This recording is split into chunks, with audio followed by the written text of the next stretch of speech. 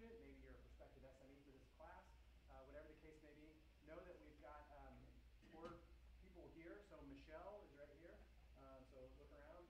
That's Michelle, and she would be happy to tour you through after our presentation today or any other time if you want time today. With that, I wanted to kick off the GameLab presentation. So this is a course that's for the spring semester at UCF.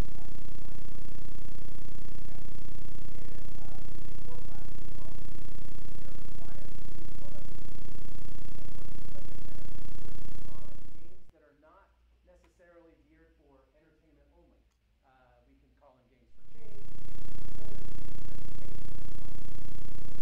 The bottom line is they're not a game that's geared towards only just entertaining the player, but rather educating them, solving problems, things like that. We have a good variety of games this year, all the way from education to medical and all kinds of things.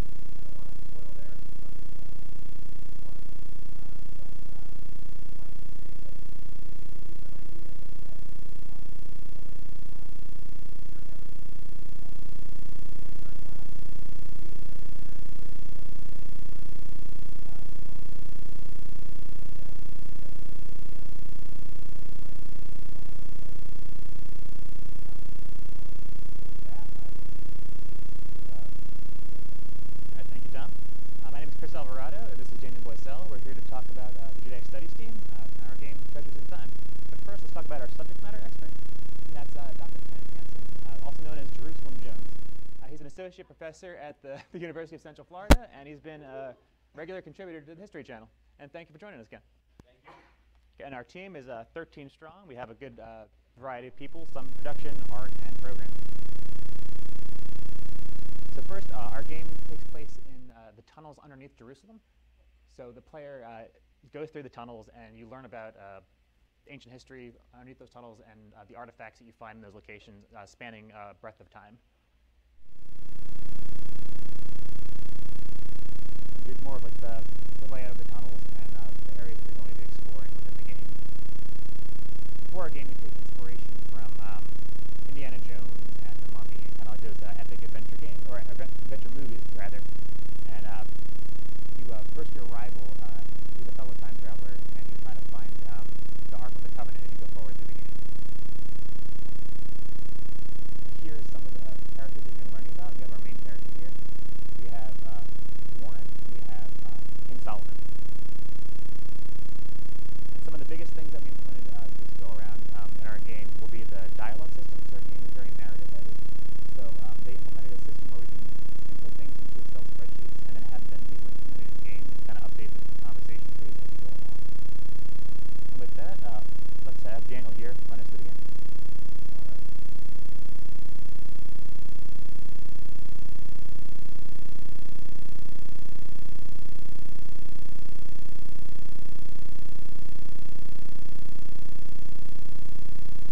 Okay, we'll go ahead and get started. There we go. All right, so this is Treasures in Time. It's our main menu, and we'll go ahead and get started.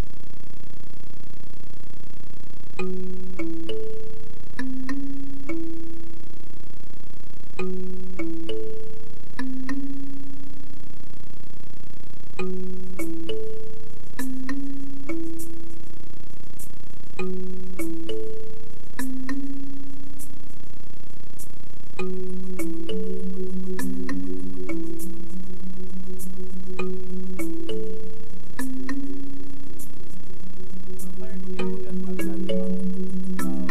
This is a simple top-down game where you can explore anywhere along the floor, and the player will follow the green circle, and that's to progress. The objective at the top left will tell the player what to do, and our main character will be talking and explain what is happening. The scanner on my time travel device is pointing me to this location. But what here could help me find a time rift to Solomon's Day? But where has it led me? A narrow rectangular pool, 4 broken pillar bases. Aha! I recognize this site from my research. It's the Byzantine Pool of Siloam, which means that stone arch must lead to Hezekiah's tunnel. The real Pool of Siloam is at the foot of the hill, but it wasn't uncovered until 2004 CE. This pool was built in the Byzantine era, and for a long time, scholars erroneously believed it to be the Pool of Siloam. But I'm distracting myself. The time travel device must be picking up on a rift somewhere in the tunnel. Now we will enter the tunnel. As you just saw, that is the first instance of our dialogue system where the hero explains what is happening throughout the game. Go ahead and enter the tunnel. All right then, let's have a look around. We'll have a look around. We'll go to our first point of interest right here. Ah, yes. This is the inscription identifying King Hezekiah as the ruler who ordered the tunnel dug. Though this is a replica, the original inscription was removed. Since we're still in modern days, that is indeed a replica. But we have a time travel device. This time rift is out of focus. I need to scan artifacts in the area to bring it into focus. So this time rift is closed, but here's where we use it eventually. We'll have to find something to bring it into focus.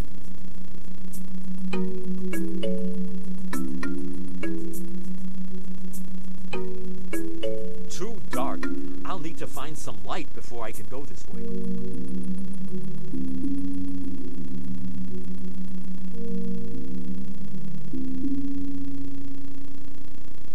This must be Warren's shaft.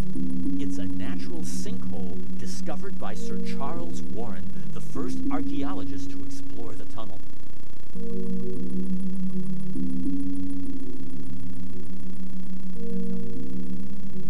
A Lamelech stamp, or LMLK for short. It means belonging to the king, specifically King Hezekiah. Scanning this should open up that rift. Let's bring the rift into focus and go into the past. When did we end up? 1867 CE. I was hoping for sometime around 950 BCE, but at least I'm a little closer.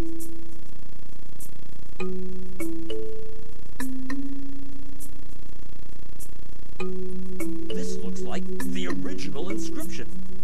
That's right, it wasn't removed until 1880 CE.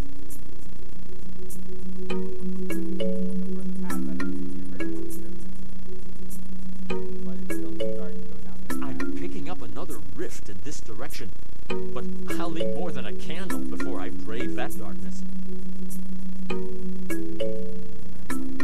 What's this candle doing here? A ladder? Has someone climbed up Warren's shaft? No, if you went to the past, originally that ladder wasn't there. But when we went to the past, you see that somebody had placed the ladder there. Finally, got up here.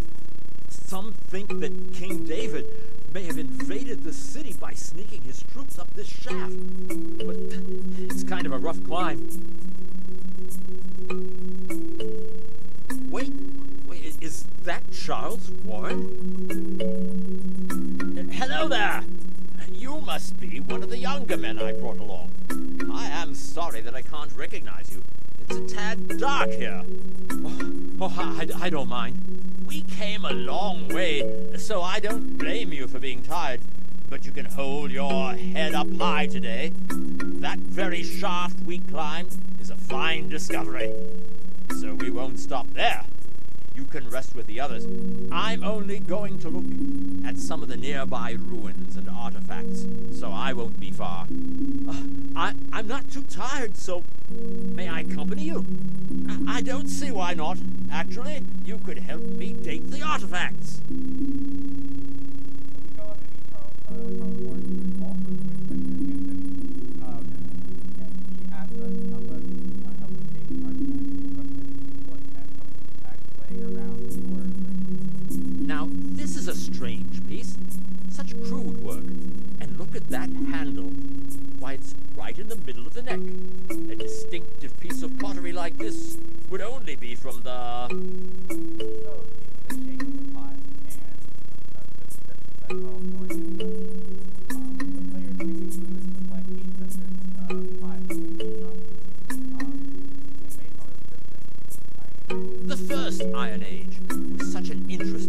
for pottery, wouldn't you agree? Can't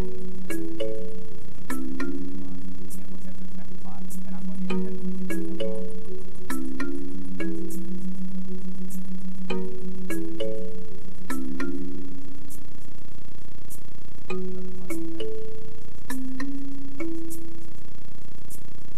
Look here, man. This piece is fascinating. Such simple designs, and what's this? It seems to have been coated in slip, perhaps for waterproofing. And just look at that carinated shape. Why, this pot must be from the... So I know that this is from the middle Bronze Age, so I'm going to intentionally get it wrong. Are you certain of that? Perhaps you want to take another look. Charles Warren thinks that we're not very intelligent, so we'll go ahead. Yes, the Middle Bronze Age. Designs used to be so basic, yet so brilliant. Moving on. I got that one wrong to show that indeed Charles Warren will tell us that it is not correct. A wrong guess then. Another pot? Fantastic. This one is obvious. A Bil juglet. Not too round, not intensely carinated. This one must be from the... Ah, the late Bronze Age. A beautiful time for pottery. Come, there's yet more to see. More around, but I think that's enough dating artifacts, so we'll go ahead and head back down with Warren, who will be able to help us navigate the starting point.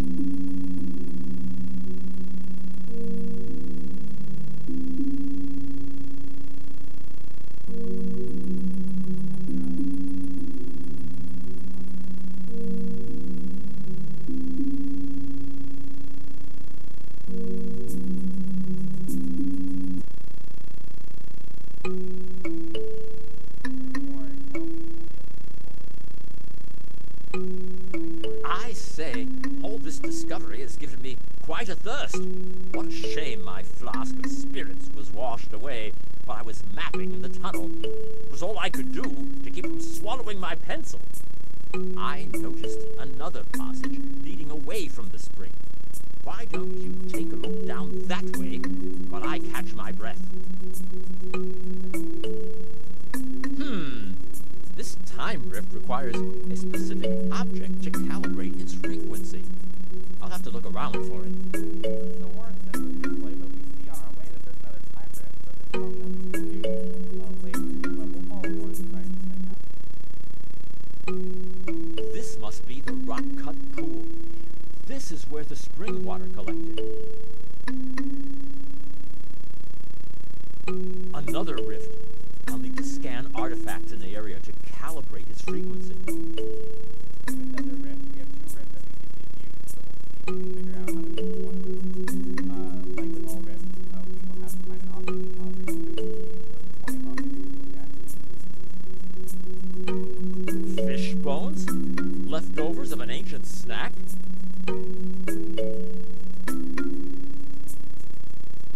Hieroglyphics. This is an ancient Egyptian scarab amulet.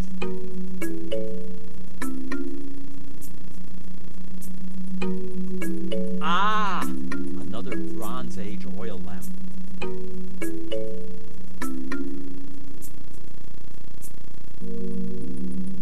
This pot hasn't held up too well.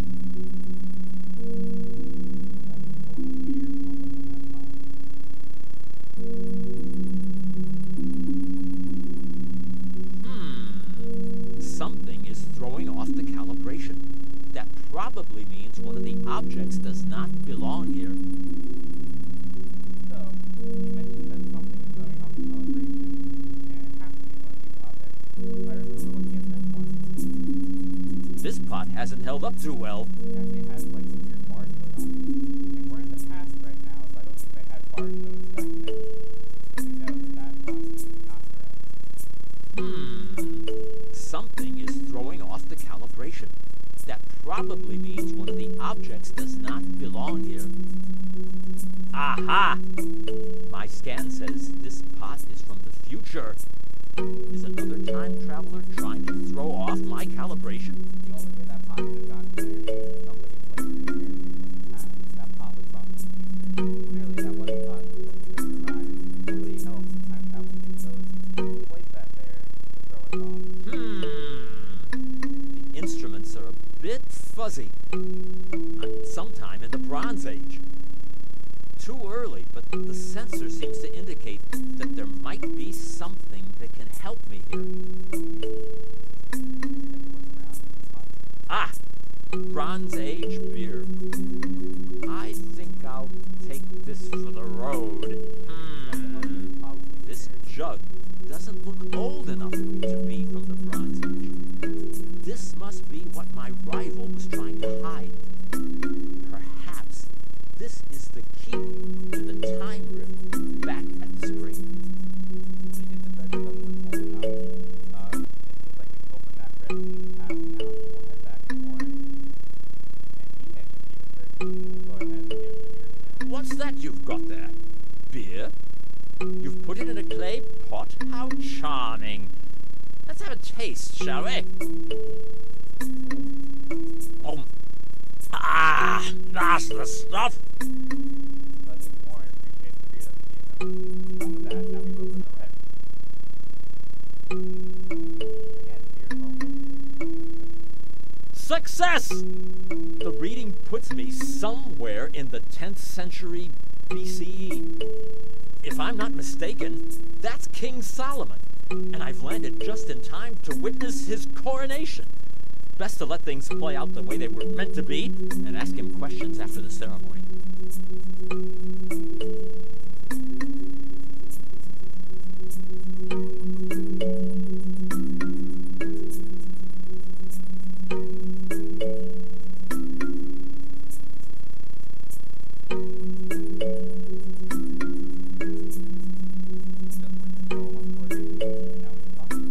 Hello! Shalom lecha! Greetings, traveler! Have you also come to me with questions about the Ark of the Covenant? Yes, that's exactly right, but what do you mean also? There was a man in garb similar to yours who came through asking questions about the Ark. I answered his questions and sent him on his way. That can't be good. I can't let him get to the Ark before I do. Could you tell me more about this man and what you told him? And that concludes Chapter 1. We hope you enjoyed it. We certainly enjoyed making it, and we certainly enjoyed working with Ken and Tangent during this entire project. It was a pleasure, Ken. Again, thank you very much, and that is our project.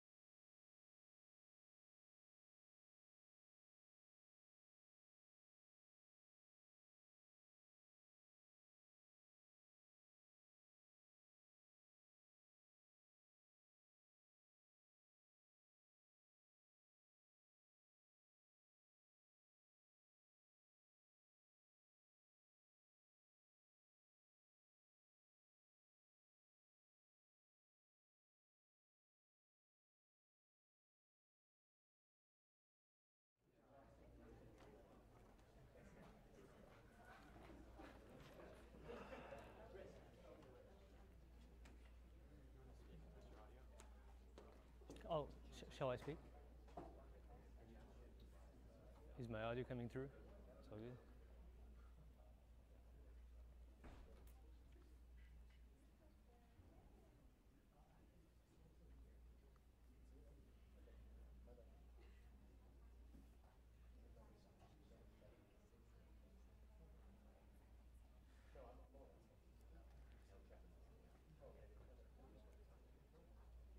All good? All right. Do we have any science enthusiasts in the room? Nice, nice. I like hearing that energy. My name is Rafael. I'm a Fulbright scholar from Portugal, and today I will be showing you TableCraft. But before I do that, let me give you some context first. So you know that problem where sometimes you're introduced to a new concept that feels so abstract and memorization intensive that you just can't see how anyone would want to learn it or why you would want to learn it. A lot of people have that problem with math, for example. Math is the classic example of that because it's incredibly hard to visualize. And traditional schools haven't really been doing that great of a job at making that process easier for students. When math is introduced in the classroom, it is often in an abstract manner that we cannot associate with any personal memories or experiences that we've had in the past or emotions. And without that personal, meaningful connection, we fail to get excited about the topic, and thus we start falling behind. Now, like math, TableCraft thinks that the periodic table of elements is an example of the kind of thing that if you felt comfortable with and familiar with, and if it was something fun and exciting, then when you would start later to use those elements in the classroom and learn about their properties and learn about why in that sort of abstract grids and in that shape and so on, it would be a lot more engaging and a lot more interesting because you would already have the comfort of familiarity.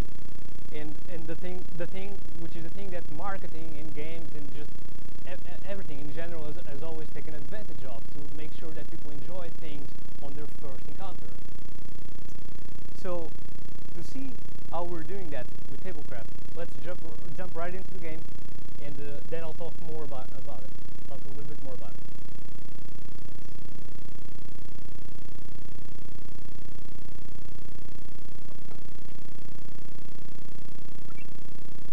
Welcome back, Professor. I've optimized the algorithm on your magnetic gloves so that you are able to pull distant objects towards you faster. Try grabbing the cactus that's on the counter by pulling the trigger on your controller. So when you start off the game, right off the bat you may notice that you have an incomplete periodic table right in front of you. Great. If you heard your assistant, she tells you that you have the power to grab objects from a distance. And to your left, you have two machines, and to your right, you have two other machines that you don't know what they do. But here, you see a green button. So let's figure out what this machine does.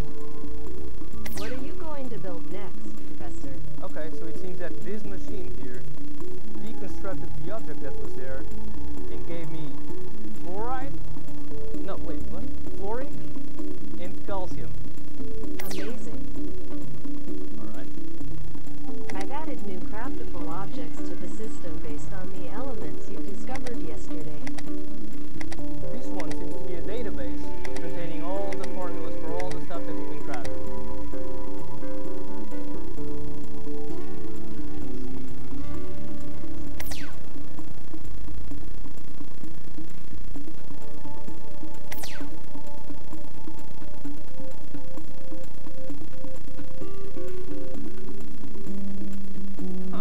What is that over there? This machine right here has a cube with a question mark on it. Let's see what the green button does.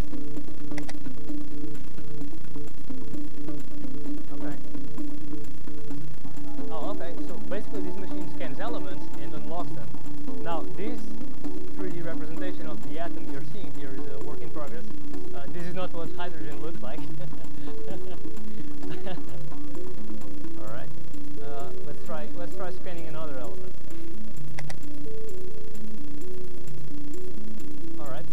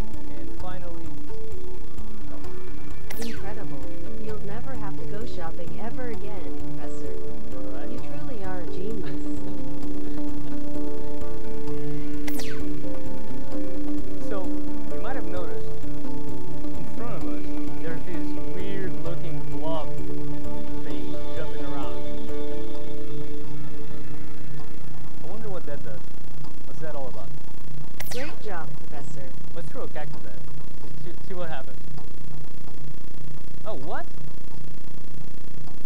What? That's crazy. So it felt like it was trying to eat the cactus, but it didn't like it. Get out of here.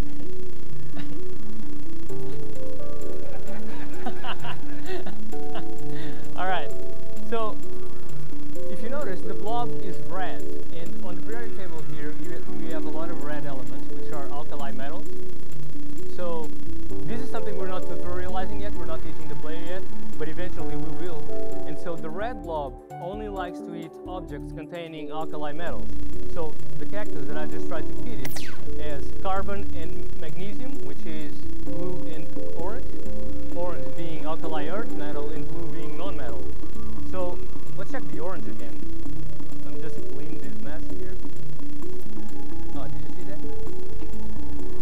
Right in the trash. Alright. Oh wow, okay. Okay, so it does contain potassium. That's good. Where did I put the hydrogen? There we go. And what's the other thing? Oh, there we go.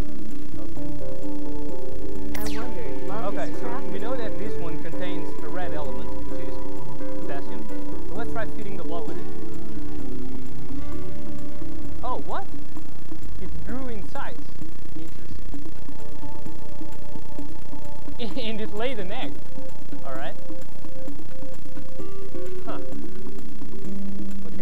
Oh, what? This looks exactly like a nest.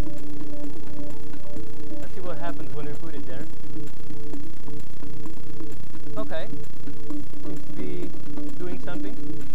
Not sure what exactly.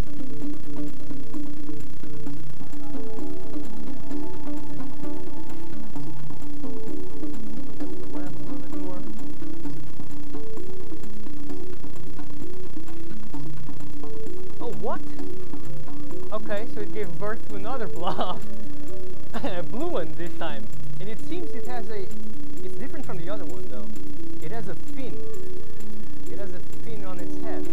Okay, so the idea we're trying to teach here is that basically we added a lot of gamey mechanics to TableCraft so that it feels like an enjoyable exploration-driven experience, right? We don't want it to be just about the educational stuff. We don't want it to be like boring.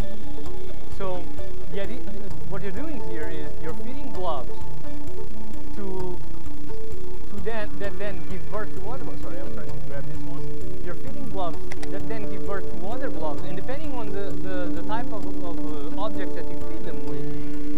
For example, if you feed the red blob with a lot of objects that contain, let's say, helium, that blob might give birth to another blob that will perhaps float. In this case, it gave birth to a blue blob that has a fin.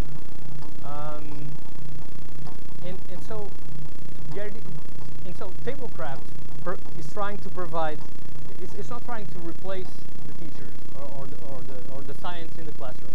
TableCraft is trying to provide middle schoolers with a fun and playful environment where they can first get exposed to the elements in fun and interactive and meaningful ways and develop that emotional attachment that I believe is necessary for anyone to learn any topic and develop a passion for it. Oh, we discovered gold. Nice.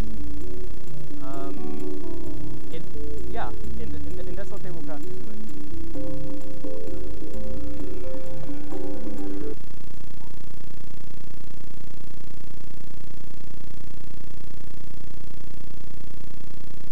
All right.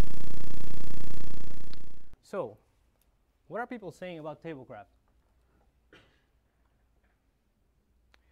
We've had a lot of success on social media and Reddit. We've had like thousands of views and comments on Facebook. People on Reddit, on the chemistry Reddit. We were the first link on the chemistry Reddit for like 2 days or so. We reached like 400 upvotes or something, and a lot of comments. People saying that they would pay money for it.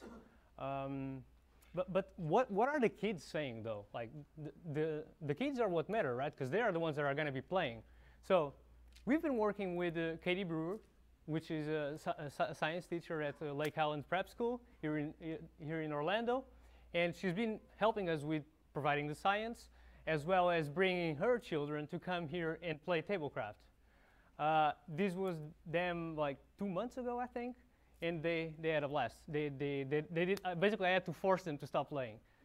They're coming back next month for another playtest session, so stay tuned to that.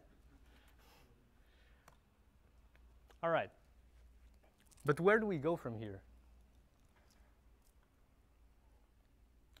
So a couple of weeks back, I reached out to some guys that host a conference, which happens to be apparently the largest in the world for these kinds of games, games for good, games for social change. And I asked them if I could go there and showcase TableCraft, and apparently I was late. So then, after a lot of negotiating, they offered us a discounted booth for Faya. Then I was annoying Ben Noel about it for a while, and Todd. I'm sorry, Todd. And Todd. And today I just got the good news that Faya is going to be at Games for Change later in June. We're going to be showcasing TableCraft and as well as other GameLab games. So I'm really happy about that.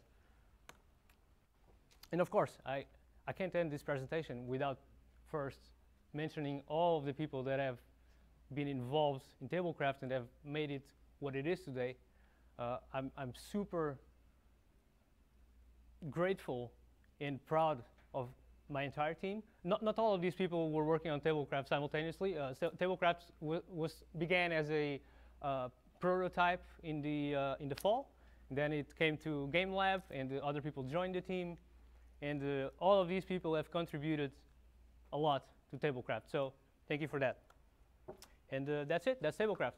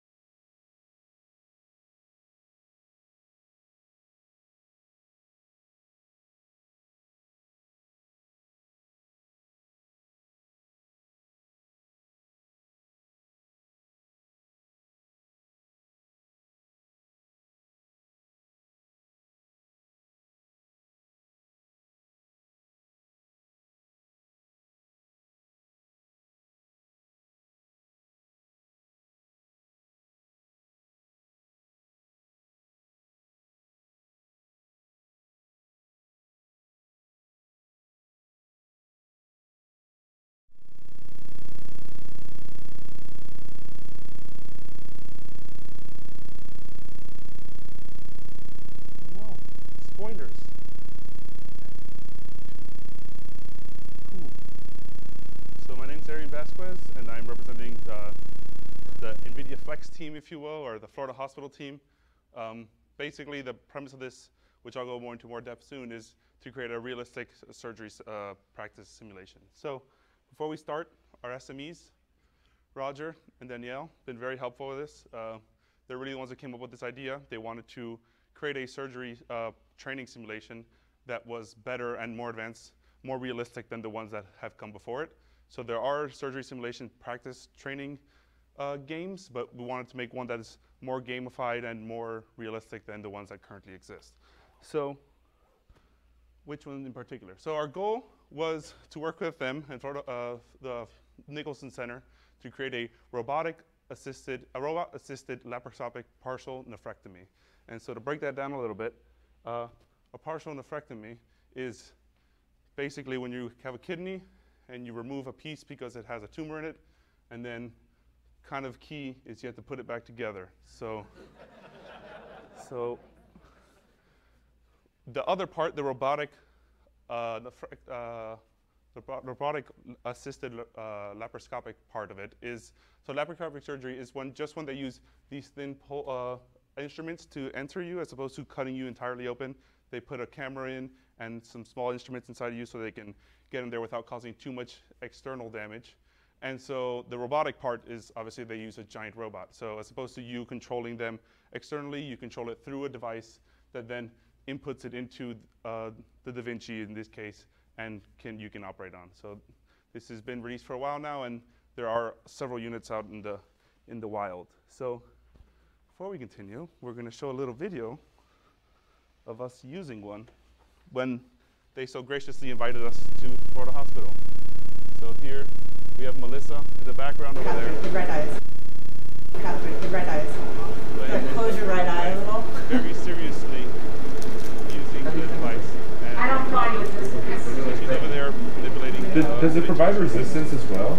And here's No, the actual. no. And she's It's all operating on just a vision and Because practice. one of the things we were interested So it's a very short video, but that's so. Oh, no. Okay. Before we move forward, so that was the basic goal. So we wanted to create a surgery simulation for this, and so what we've done is, and so moving forward, is we start for programming of this. We use NVIDIA Flex, and this is for sort of creating the soft body physics. You've probably seen a lot of movies, a lot of animated things where hair and skin, all wrinkles and stuff, and that's really good when you render it in a movie. But when you try doing it in real time, we need to try to keep more than 30 frames a second. All that calculation of the waviness is actually something that takes up a lot of computational power. And so we need to integrate NVIDIA Flex to be able to do this. And so this is just NVIDIA Flex's demo of all the squishy stuff that you can play with. And then on the art side, we got a DICOM file. So DICOM file is just an X-ray of an actual person. So we got an actual scan of someone's kidney, got that file, used an open source software to turn it into an STL, then used ZBrush to turn into a 3D model that we can actually manipulate, and then push that into Maya so that we can touch it up and texture it, and then eventually put it in Unreal Engine so that you can actually use someone's kidney. Ideally, eventually, since this is such a researchy type of game lab, we're trying to create a process. We're trying to understand how this type of stuff can expand. And so ideally, eventually, we can actually get kidneys with tumors in them beforehand, scan those in, and actually practice on those operations on kidneys with tumors beforehand. What we had to do in this one is then remove a section and add in a tumor, like an auxiliary tumor. And so this is where we're headed. And then before we actually get into how we actually got this done and how it actually looks right now, we want to talk about some of the trials and tribulations we had. We went through 3 different input devices. So first we started with the Phantom Omni over here, and it was supposed to be like a 3D pen that was supposed to be similar but not identical to the Mimic. It's supposed to be more portable. And when we tried integrating that with Unreal, it didn't work at all. The polling rate wasn't accurate enough to simulate a surgery. Then we went to Leap Motion, and again, very similar problems. While we could get here, you can see the hand representation of what's being scanned in the real world, but we could get that in-game. Sometimes the hands would freak out and jitter, and you don't want to be having someone's hands freak out while you're inside of you. So we decided to step away from that, and we actually ended up using the Oculus, which you'll see in a couple moments here. And so just so you can see some of the things, and you'll see this in-game now once I step into the game. This is the art track, so we've gotten we took pictures of the actual instruments that they use and modeled them so they can be in game.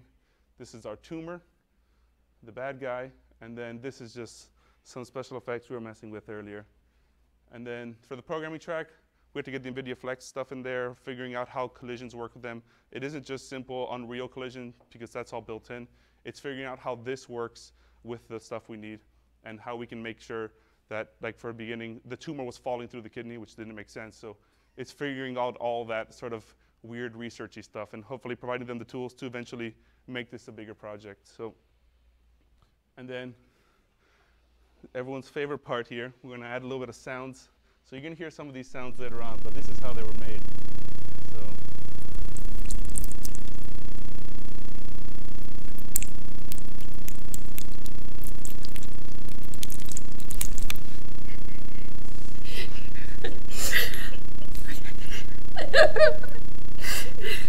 Stop laughing at my job. Cool. Okay, so I guess I should have warned this before the entire presentation, but this is a good warning. I'm about to go into the demonstration. It's going to be kind of weird, and there's going to be some blood effects and stuff, so you may want to turn away if you feel like it's going to make you feel sick, but yeah. So let's switch to that. Okay. Let's make sure we're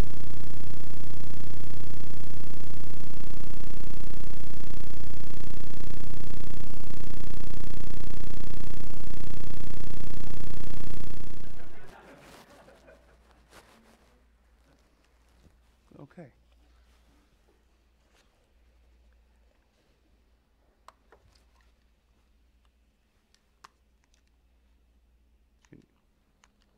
No. One moment.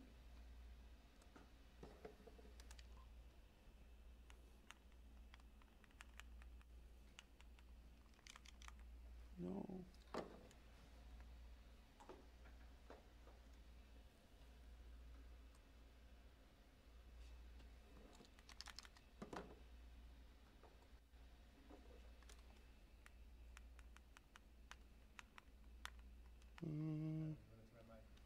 Turn off your controls? I would need to export it over there. This is literally just working.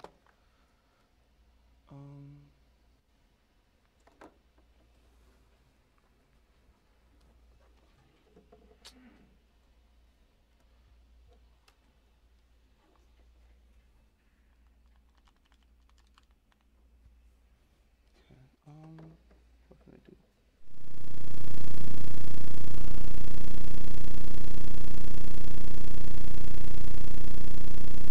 Going to close and reopen the project really quick. This should fix it.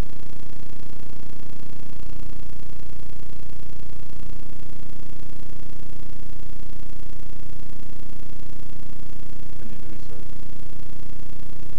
Yeah,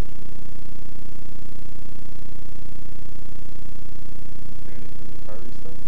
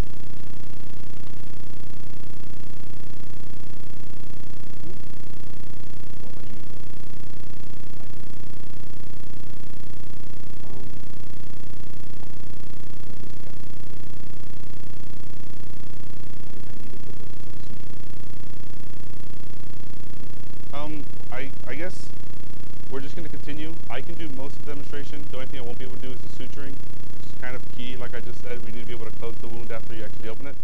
But we'll just continue.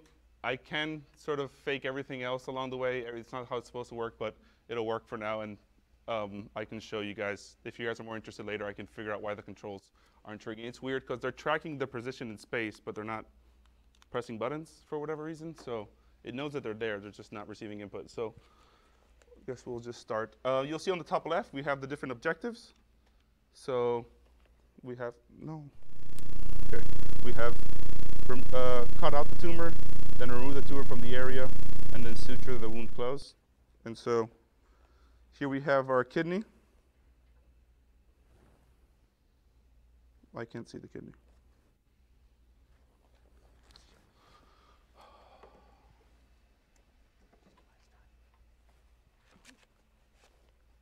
Okay, so here if I poke it, you'll start to hear some sounds, and it'll start to bleed, and it'll let you know where you started to poke it. So if you hit it a lot, it'll start to bleed. And ideally, we start representing. Oh, they're closing. Okay. Okay. So just for drama, that was all drama, all planned. So here we have the tumor. We want to demonstrate it very clearly that is not part of this, so we need to remove this. And so first step is cut out the tumor. So here we're going to go and start cutting things out of here. Start getting underneath there and on the different sides. The back side, let's go underneath. Ooh. Ooh. And there. Now we remove the tumor. In an actual operation, they would be a little baggy. This is our little baggy. And so you see, we did the first two objectives. First we cut out the tumor, and then we remove the tumor from the area. This needs to be ejected, and then we need to suture the wound close. If you see there's a little white square here, that's supposed to indicate where you need to start sewing this wound shut. So we need to actually eventually get this, I'm stabbing it. But I need to close this wound. So here we're gonna grab this thing. And this is our needle. In future iterations, we need to add strings and stuff like that, but for now, we want to show the sort of the functionality is there, and that it's beginning to sort of develop. The research is still the big main portion of this, so we're going to start to see that as I pass this through here, we can see that it starts to close. Just debug lines. Let me remove the debug lines really quick. Oh, you didn't see them? Okay. I think you would soon. Okay, so then if I continue, you'll see that the wound starts to slightly close and it bleeds a little bit. And so this is where we're at. This can be closed slightly more, but so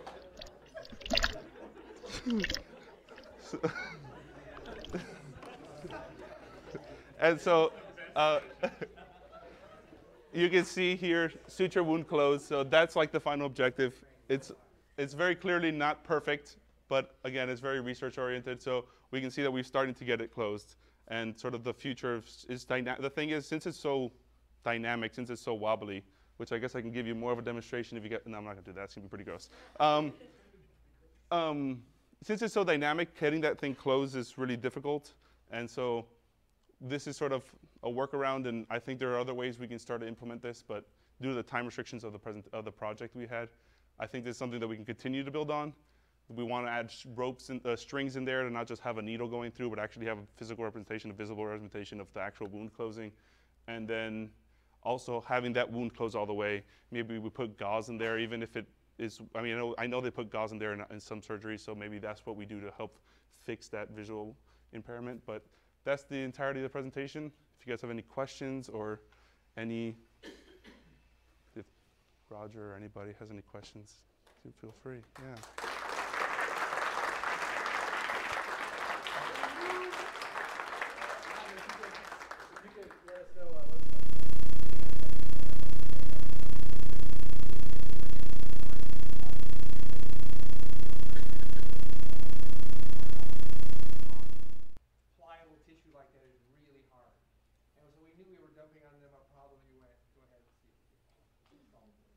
And they did to some degree. And I think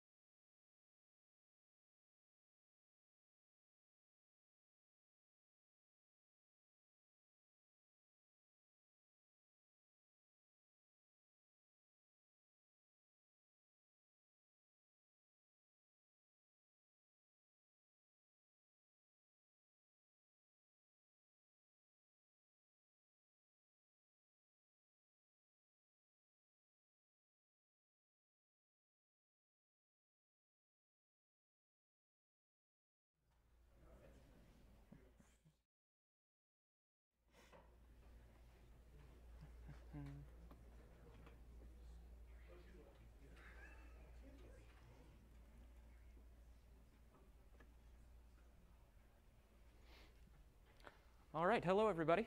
My name is Christian Tuttle, and I'm representing the development team behind Speed Limit. This is a joint project between FIA and FLETC. For people who are unaware, FLETC is the Federal Law Enforcement Training Center.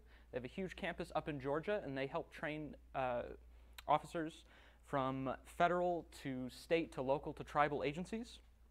And the objective of our project was to create a driving game that pushes you to your limits. So to get into a little bit more specifically what we were trying to do with this project, we wanted to combine the idea of driving simulation with game design. They use a lot of simulation and for teaching their students how to handle driving situations under pressure. Of course, it's very dangerous and costly to create effective simulations for that kind of thing, and so we wanted to look to see how can we improve upon that process and maybe allow for more replayable experiences to get people learning those lessons. And so we wanted to piece apart exactly what kind of things we wanted students to learn from playing our game, and we decided very early on that some of our core objectives was to get people to look farther down the road. One of the things that people struggle with when they get into driving for emergency vehicles is that they're used to looking very close. They're watching their hood, they're watching a few feet in front of them, because when you drive through the city, that's typically where the hazards are. It's close around you. But when you're driving an emergency vehicle, that's not the case. Now you're driving a lot faster, and you need to be able to look a lot farther in front of you. In addition to that, based on some research we did looking at what drivers of emergency vehicles in the United Kingdom do, is we wanted to reinforce the idea of scanning patterns. We noticed that professionals behind the wheel are not only looking for hazards in front of them, but you're also checking your mirrors. You're looking for things around in the environment around you. And the way in which we were going to approach teaching these things is by honoring this cognitive model that FLETC uses to develop their simulations. You'll see in this first box here we have situational awareness. This is about environmental cues and identifying hazards and hazard precursors around you. You go one step further from that and you have hazard mitigation. This is about your orientation, changing your speed and position on the road, and being able to manage your attention. Beyond that, you have tactical decisions. That's how do you get from where you are to the scene of an incident. And once you reach the scene of an incident, how do you actually approach the action?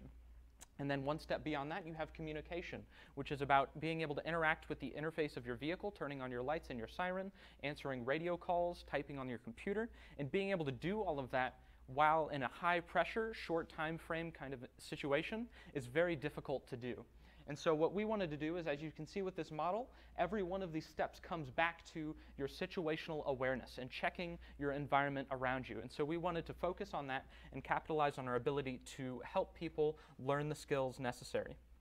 And so just to talk a little bit about our development process, this is strongly paired with our subject matter expert, Mark Lachelle.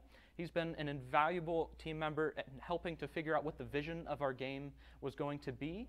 And at every step of development, we would show him our progress. We would get his feedback on what we were doing, what we could be doing better, and what would be the next step for development. And in addition to that, we also wanted to take a look at what some of the research was doing. And we used that to inform our game mechanics. For example, we looked at the studies of attention and how quickly people can react to things in their environment. And so that strongly played into how we would decide to score people and what are the challenges that people would have to overcome to succeed in the game. For our team composition, our team was handpicked for this project. We have 5 designers, 5 artists, and 2 programmers. And the development milestones of our game was our first step was to create a playable prototype and get this in people's hands as soon as possible. And we quickly learned just how effective a game can be at helping to teach some of the things that they try and express through their simulations. To talk about some of the design of our game, we based our game off of an infinite runner. Some of you might be familiar with the popular phone game Temple Runner, where there is an infinitely generated world, and you continually increase in speed as you go throughout that world and have to deal with challenges as they come to you. And so we had to come up with an idea for how are we going to create this world? What is this world going to be composed of? So we came up with an algorithm for procedural generating this world. We didn't want it to just be random. We wanted to make sure that things in the environment made sense. And so that there would be an actual skill that we're teaching that would translate to getting behind the wheel in real life. And the way that we separated our world is into 3 different environments. So we have an urban environment, which is our highest density of hazards. We have our rural environment, which is our lowest density. That's where we start players off and allow them to get accustomed to the game. And then we have our suburban environment. And each one of these different environments has not only different hazard densities, but also different sets of hazards. So when you enter into these areas, you need to be looking out for different kinds of things as you approach them. And one of the core design philosophies behind our game Speed Limit was to make sure that this was something that was not just a simulation, it was not strictly for educational purposes, but that it was something that people actually wanted to play, that it was something that was addictive, that would get you to come back to it of your own accord. And while playing this game, you could also pick up on valuable skills. And so to talk about some of the technology that we used for this project, the core focus was to implement eye tracking into this game. And so we used Tobii IX, which is this eye tracking bar up here at the top of the screen that actually looks at where your eyes are currently facing and translates that onto the game screen. So we can see what specifically you're looking at in the world and use that as a game mechanic. That's how you interface with our game. That's how you select things from the menu. That's how you identify hazards in the world. We wanted to make sure that this was portable so we can use this on different screens, not just on our laptops, but that we would be able to bring this to FLETC for a playtest, which we did, and I'll talk about that in a little bit. And we also implemented steering wheel support. We found that our experience became so much more engaging and it drew people into the game so much more effectively as soon as you put your hands on the wheel. And that also allows us to give some haptic feedback. So as you fail in the game and get into a car accident, we can actually jolt the wheel around. And the technology we used to build this is we used the Unity engine because to support our development milestones and our team composition, we wanted to make sure that we could fastly iterate on this game, and Unity turned out to be the best for that. To talk a little bit about the art style of our game, we decided early on that we wanted to do something more stylized over realism. Simulation typically wants to make things look realistic, but in the interest of making our experience feel more like a game, look more like a game, we chose to make something more stylistic. And in recognition of the development restrictions that we have and the time frame that we're trying to create this game in, we decided to go for a low poly aesthetic that you can see on our buildings and our vehicles. But we're still able to capture the level of detail and aesthetic attractiveness in our textures. One thing that we definitely have been we've been tackling from day one is the idea of scale fidelity. So yes, this is a video game, but it's supposed to teach skills that translate into the real world. So everything in our world is scaled as it would be in real life. So even though you look at the school building and it obviously looks like something from a video game, it fits in the world as it does in real life. And so as you travel in the game at 30 miles per hour, your visual reference and your relationship to those objects accurately represents how you would travel at that same speed in real life. We also have animated pedestrians. We have our group of pedestrians here at the bottom. We have a particular affinity for the hot dog man that helps us breathe life into the world and make some subtle distinctions between different types of pedestrians. So a pedestrian that is aware of their environment walking down the sidewalk, maybe that's not a hazard, but somebody that's not paying attention is standing too close to the road, maybe they're talking on their phone, that's somebody that you do need to look out for. And so now we've reached the end of our development period, and we were able to bring our game to FLETC's main campus in Georgia for a playtest. We got widely positive feedback, and we were able to learn a lot about some of the trials and tribulations of people experiencing our game for the first time. And then we iterated on that feedback to make sure that the experience was more balanced, more entertaining, and more effective at teaching the game. So we have a website online. I'll just bring this up here quickly for everybody to be able to see. Anybody is able to go to this URL up here, f2games.itch.io/speedlimit, and you're able to see a description of our game. We have a video of our gameplay demo here. I won't show that just yet because we'll be giving you a live demo in just a minute. We have a description of the project and a description of the gameplay, as well as some of our screenshots of the game and from our experience at FLETC. This is us teaching or showing some of the students at FLETC how to use our game. And then we also had an opportunity to experiment with some of the simulations that FLETC is using currently. They're L3 simulations. And so we have a video from that experience that just to give you some frame of reference to see the kinds of things that are currently in use. pull this over here.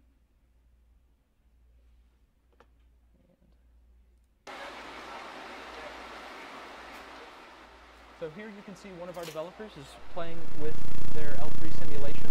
You see that they have the full car interface here where you have to actually be interacting with buttons to turn on your lights and sirens. You have to pick up the radio, answer phone calls. They have custom environments. Each one of these scenarios requires a driving instructor to hand create these worlds. So it's a very time-consuming process that we were able to alleviate with our development process. So they have triggered events like increased visibility, so an educated driver knows that now in order to react I have to slow my speed. And then eventually you'll get to the scene of the incident and figure out, okay, now how do I react to this? And so Peter wisely used his vehicle in this situation since it was more safe. But it's a very high intensity situation, and so the video doesn't really do it justice at just how intense something like this can be. And so you have to figure out, think on your feet, and figure out what is it that I'm supposed to do in this situation.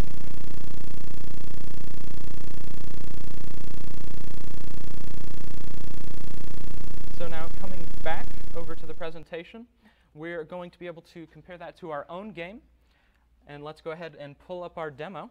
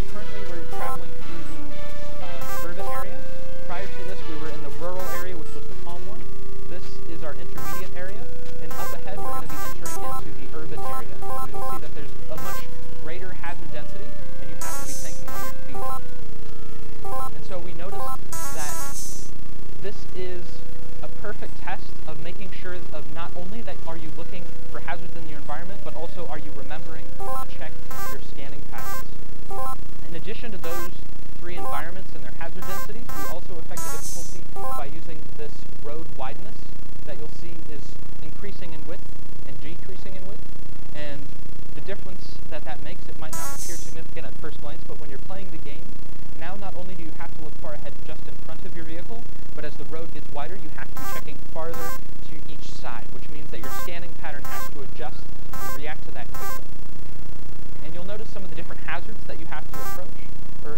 to be looking out for are pedestrians on their cell phone that are too close to the road, different road signs like this stop sign here on the left side that he just caught, and other vehicles that would be pulling out into your road from the intersection.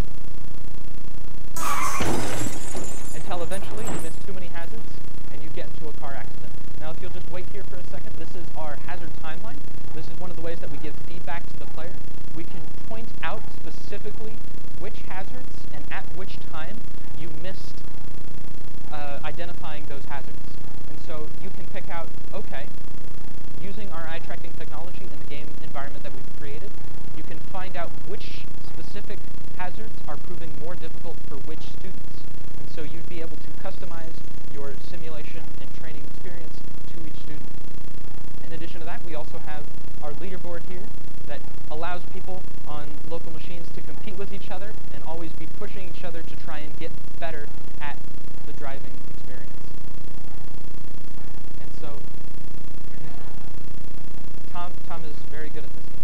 He's got the high score currently. And that is our demo.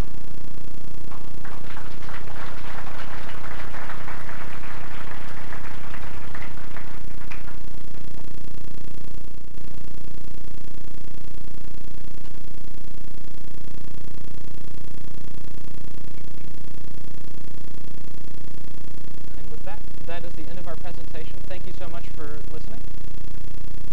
We'll be happy to answer any questions that you've got.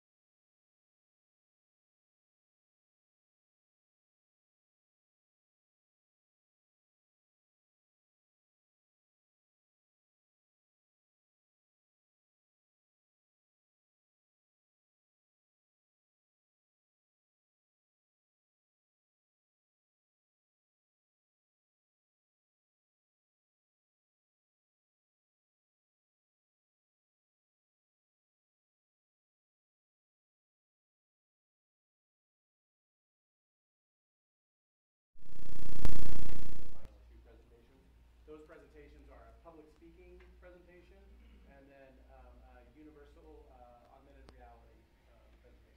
So we want people to know on those, but you know, sometimes you just got to be here. So, all right, let's get it. Can you hear me? Is my mic good? Cool. Hello. Sorry. For those of you who are joining us, I'm Matt Thompson. I am the project lead on teaching ASL with video games. So a summary of what this is. We set out to create a game to be used alongside classrooms and other forms of learning some basic first-year ASL. We reached out to some teachers and asked them what concepts that their students have trouble with, what concepts we could help reinforce in the form of this game. This is done in the style of Jumpstart, if you've played those games, where there's the overworld and then mini games that each focus on a different subject, topic, or specialized event within learning. In this case, learning particular subsets of signing. So the first one, this was actually where we started our project. It was a RPP, which for those of you that don't know, are 2-week projects that we did at the first half of the semester, or the first semester. And letters was our first one, which we used as our jumping point for moving on with this project. This one teaches basic finger spelling. Our second minigame is numbers. This one teaches the numbers 1 through 9 with a little bit of teaching foods. We have directions, which for now teaches up, down, left, right. We want to increase it to also include forward, back, inside, outside, and a few others. And descriptions of people. So our website is teamfirestorm.itch.io/teachingasl. Right now we have a downloadable exe that will be updated as we move forward. Right now it is the play test that we did for Boone High School. I will get more into that later. But this is our website. So our team, as I said, I'm project lead, game design, and I did some programming. Peter did our animation state machine, also game design and programming. Brian is our rigger and our animator and modeler. He has been doing a lot of animations, as you will see. We've learned that animations are the hardest element of this. Again, we'll get into that a little bit later. Katerina did our lighting and environment/level design. And Surat did programming and algorithm works. We will see his algorithm with the maze. Our subject matter experts, we have Taylor Keith, who is a sign language and intellectual disabilities paraeducator. He works primarily with elementary school students who have disabilities and as such are required to learn sign language.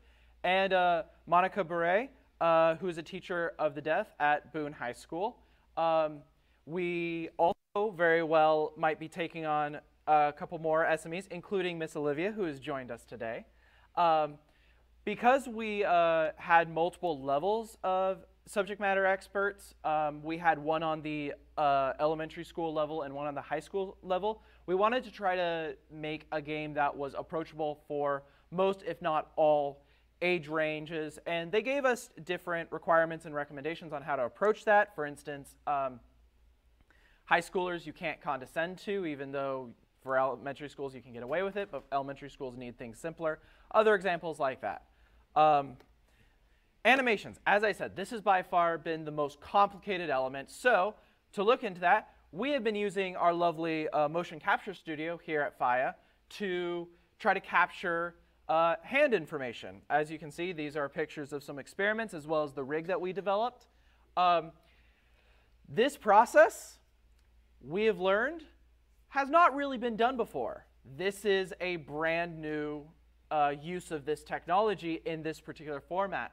There are other groups who are trying to do something similar, but every single one of them, when we reached out, responded with, if you can figure out how to do that, please tell us, because we're looking for that.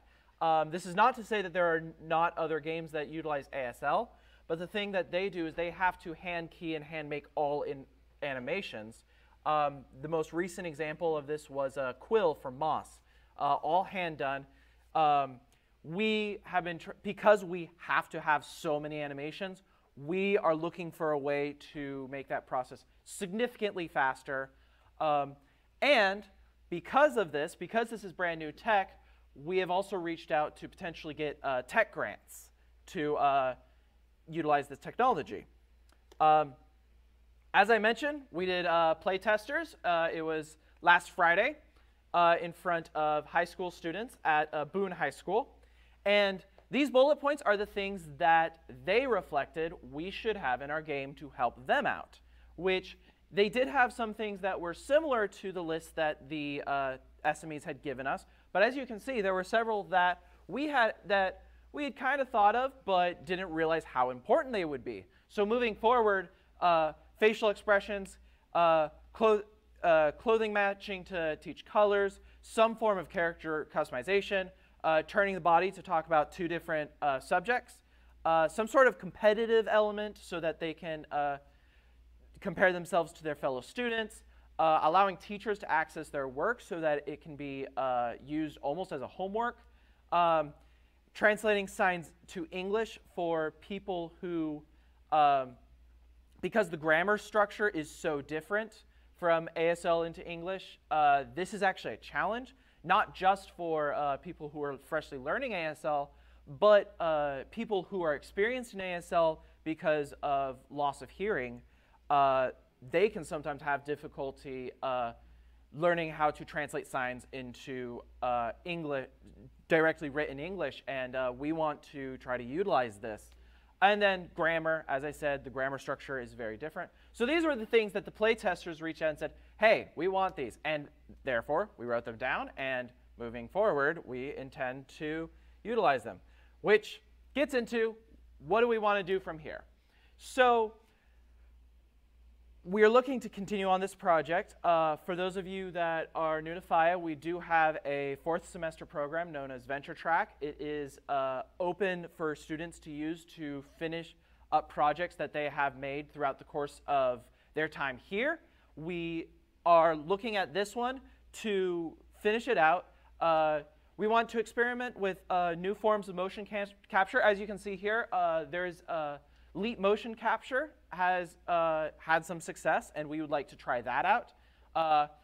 We want to introduce new minigames based off of the playtest information we got. We want to integrate some server and networking tech for teachers to be able to access information, as well as get that competitive leaderboard up. We want to apply for grants because money is nice. And I would like to turn this into potentially a paid venture for students as they are leaving. And we're looking both, as I said, we're looking both into the tech end with organizations that like Vicom and OptiTrack to use their technology in ways that has not been done before. As well as teaching grants, we've begun to reach out to UCF professors for how to go about doing that. There are several professors at UCF who do teach ASL, and they have begun that dialogue. Ultimately, we would like to release this online and make it available to teachers and students. We would like to make it available for preferably for free, but we will make that decision moving forward. But we want this to be available and usable for students so that they can make that thing, and we intend to use the website for that. So with that, let's show you the game. So, oh, is that too loud?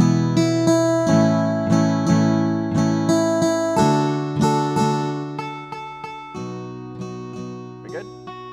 Okay, so welcome to our game. This is our overworld where we will be discussing much more broad concepts like conceptualization of sentence structure and things will be addressed. But for now, let's jump into our first little minigame. This was the first minigame we made. This is a letter recognizing minigame. This is L, where this little guy in the corner, he will be signing letters for us.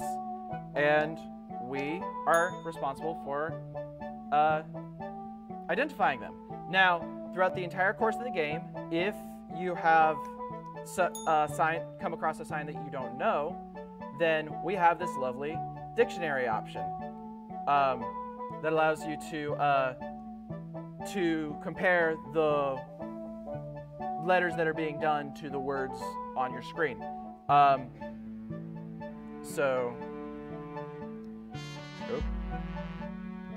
So as this minigame goes on, the words get longer. You're required to they get a little bit faster moving forward, and the game just ultimately starts pushing you to be able to identify letters. So moving on, because we have several others. Now this is our first guard. As I said, we wanted to have a sentence recognition element. So he asks you a question. To repeat that again. Hello, my name is Tuttle. Your name is what? Now, ultimately, these will be replaced with animations of your character doing the signs back. So the answer to this is obviously not these two, so select, and he allows you to move on to the next region. And here we have our directions minigame, which is a dynamic maze that our lovely programmer has developed, with a little guy in the corner who's giving you instructions on directions to go based off of a pathfinding algorithm. So we have over here our numbers minigame, where these characters come up. They want a certain number of certain foods. This guy is requesting 2 strawberries. Let us give him 2 strawberries. This guy wants 5 lettuce. Oh.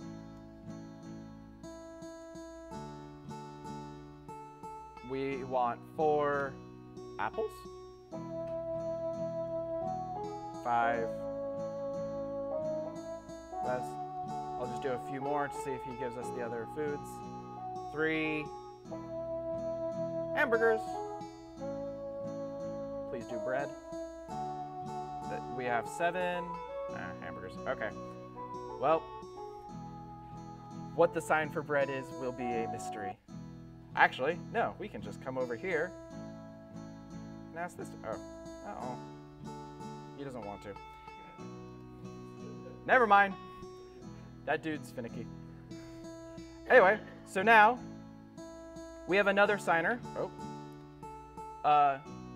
He's hungry. He wants food, please. So, obviously something like I like apples. I'm hungry. I want food, please. The store has the food. And we have our last mini game. This one, boy or girl, short, old. We identify that this is the little girl that's short and old. Girl, tall, young. We have this girl. Boy, tall, old. We have this one. Boy, short, old. This one. Girl, tall, young, so on and so forth. So this is our, we want to make this more robust to have like more variety of words, but ultimately this is the concept. So this is our game, this is the concept, and this is what we will be moving forward with. So with that, that is the end of our presentation. Thank you so much, and if you have any questions.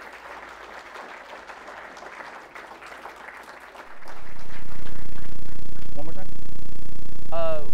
We have Olivia who is representing Monica, but she just came on. Yeah, I mean, you can ask her questions, but like literally like a week ago.